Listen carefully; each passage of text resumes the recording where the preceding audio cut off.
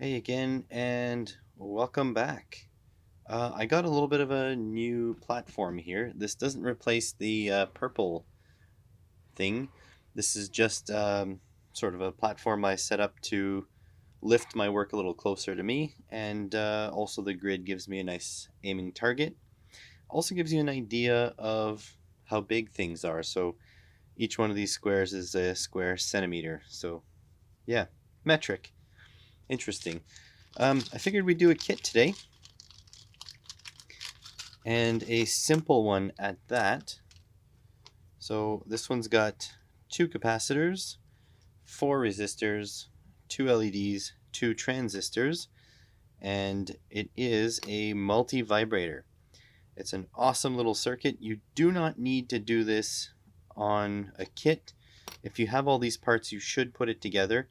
I'll put the circuit schematic over here. It's a super easy thing to do, but I figured we'd build a kit.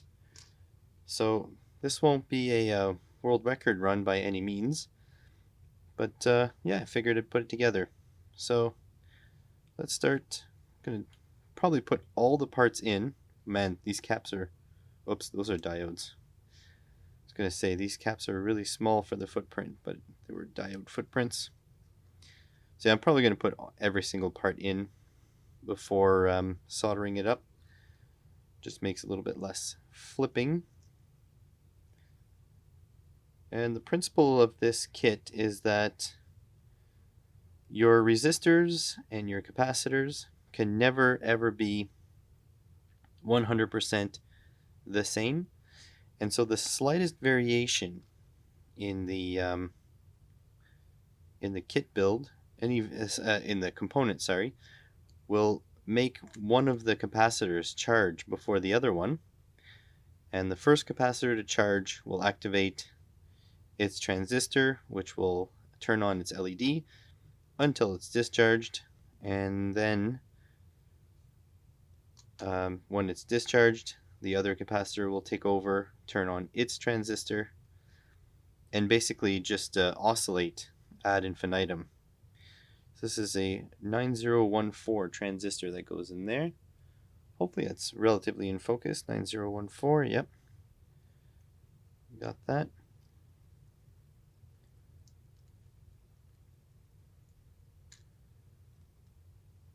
There we go. And two. So this should be a fairly quick build. Oh boy, they put both of them facing the same way. Hopefully it's not a mistake. 014, like that. Now we've got two 10K resistors, which will bias the gate of the transistors, and two 470 ohm, which will limit the current to the LEDs. So, 4-band. Oh no, I'm not very good at 4-band. I do know that purple is 7. So yeah, yellow 4, purple 7, brown 10. So 4-7 plus a 0, 470 with a gold tolerance, which is plus or minus 5%. So they're not spending big money on these components. So that's the outer ones here. I'm slowly learning my resistor values. I know the older people who watch this channel will appreciate that I'm learning them. It's not really something that you do outside of the electronics world. And even so, I would say that hobbyists today don't bother learning the resistor values. Simply because, well, we use a lot of SMD these days.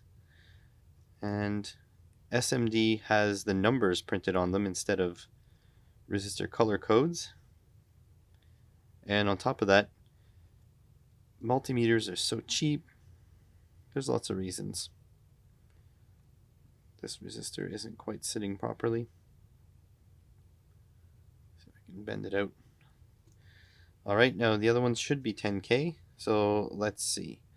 Brown black is 1 0. Brown is 1. black is 0, and then orange is 3 zeros.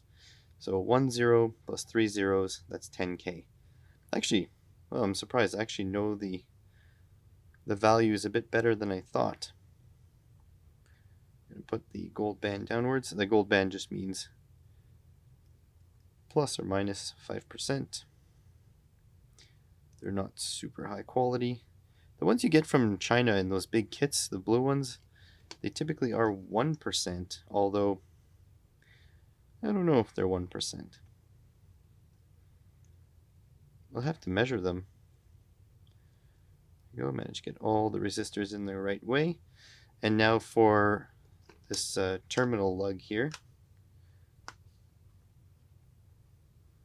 I was debating making a JLC or whatever, any PCB house order of this circuit, but when I found it online, they're like $1 on eBay. I figured it's probably not worth the hassle to design a circuit board if it's already there. You can make this on Vero board or strip board, whatever you want to call it. Oh, just get this sticky tack in there to hold it all together. Then I'll use a big blob of sticky tack to hold this down, like so. And I can bring in this soldering iron. Got my lead solder here, running low a little bit.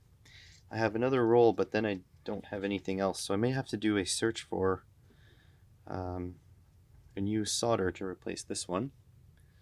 Making sure I'm in frame. I seem to be. Let's do these heavy lugs first.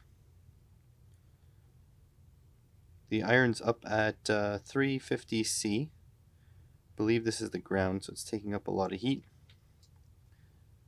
There we go.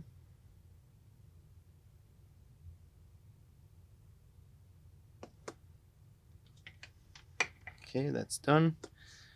Now we're going to go to, let's do the outside, clip our way in.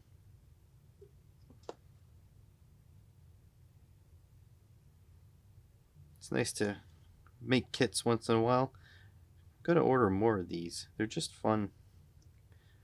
I feel like I could use it as some sort of an oscillator signal as well, although there's better ways to do that. But yeah, if you've got 2 transistors and a couple caps, a couple of resistors, the resistor values don't matter all that much even, then you should just build this on breadboard.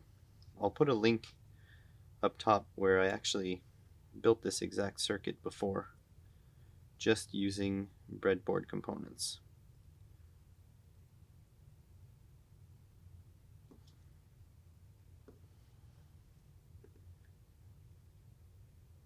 Whoops, can't really see the legs there. Hopefully I'm not overheating anything too badly.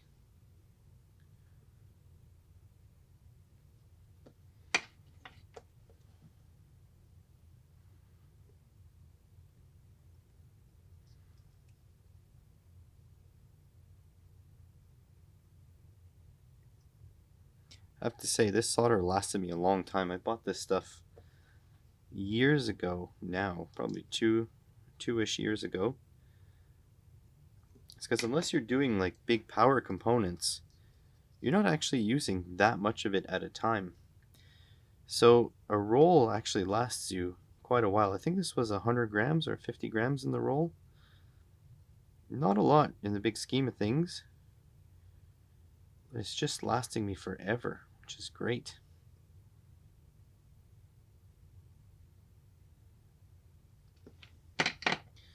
Okay, I can snip this off with my new snippers here. Oops, that was a 2-for-1. And then once I have a bit more space, I can clip off the leads of, or I can solder the leads of the transistor here.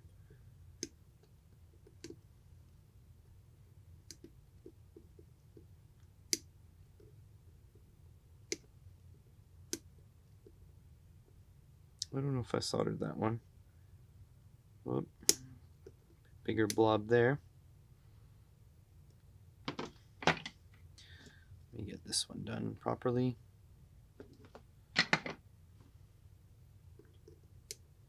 There we go. Just need to do the transistors. A bit tougher because they're closer together. I do have smaller solder, but I feel like there's not enough flux in it.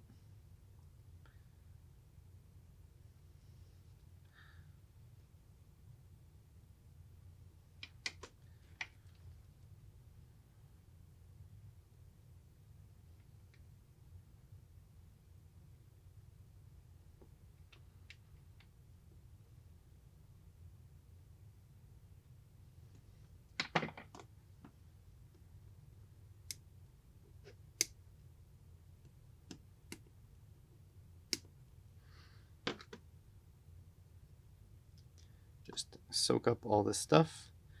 Take off these chunks over here. And there we go. Now what are the odds? It says 3 to 9 volts, positive, negative. Don't know if I have a screwdriver.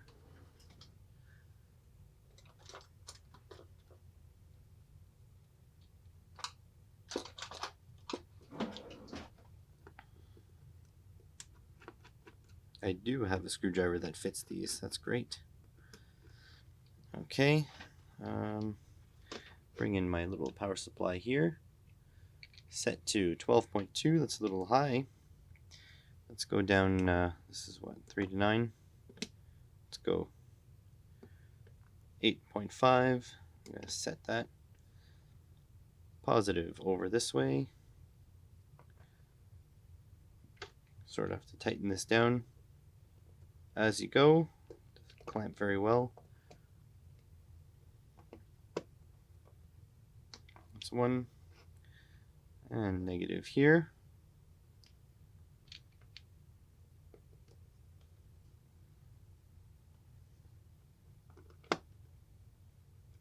What are the odds that this works in the first try?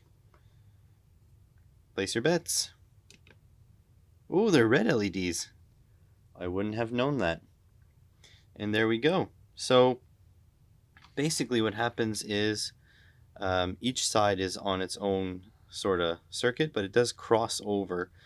But so power comes in here and it charges this cap via this 10K resistor. And then once the cap is charged, then the gate of the transistor becomes saturated and starts conducting. When the transistor starts conducting, power comes through this 470 ohm, through this red LED, through the transistor, and to ground, and at the same time it discharges the cap through the same pathway.